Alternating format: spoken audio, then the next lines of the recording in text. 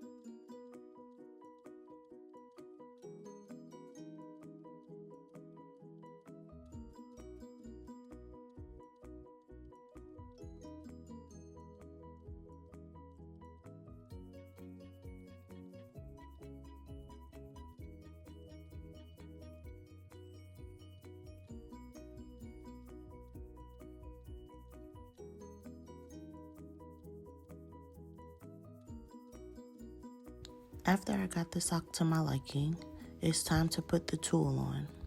I did use tulle that was already cut into circles. I'll link that in the description box below, but I got it from Michael's. I folded them over into the back and then started twisting both sides so my gumball wouldn't fall or, shift or move or anything like that. Then I used my clear rubber bands to secure both sides. Then just cut off the excess tulle on the sides. Then fluff them out to make it look like a gumball.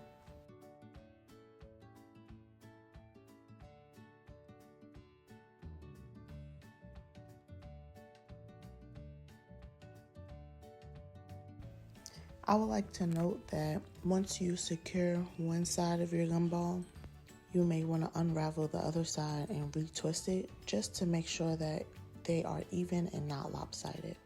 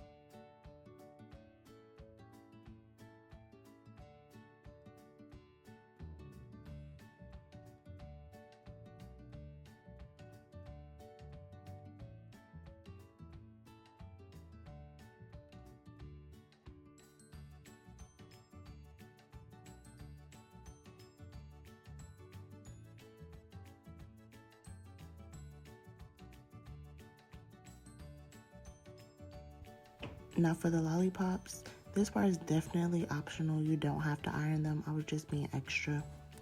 But you do want to make sure that your washcloths don't have any wrinkles or minimum amount of wrinkles in it. Fold it 3 times, then roll it tightly like a sushi roll. Usually the single seam side looks better than the other side, which has the double seams. So just make sure you pick the neatest part. I secure mine with the rubber band, then set it to the side to do my double one.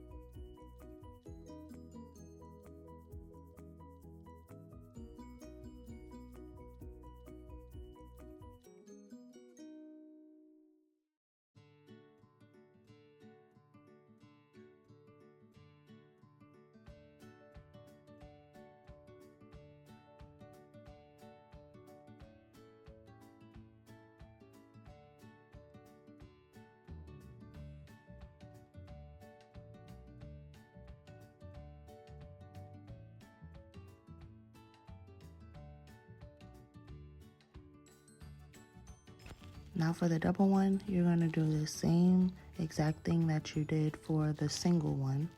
But after you do the first one, you want to line up the seams with each other and then just roll them together like a sushi roll.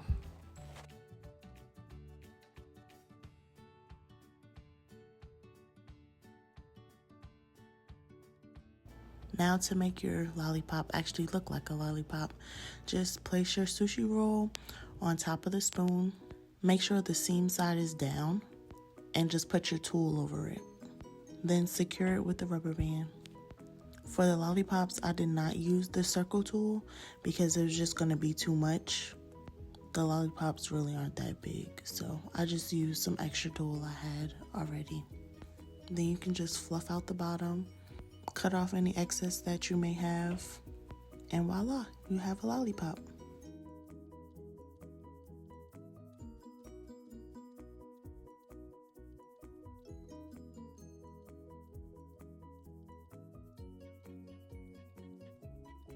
For assembly, all I did was get a cupcake box from Michael's, some shredded paper from the Dollar Tree, and put all my candies inside.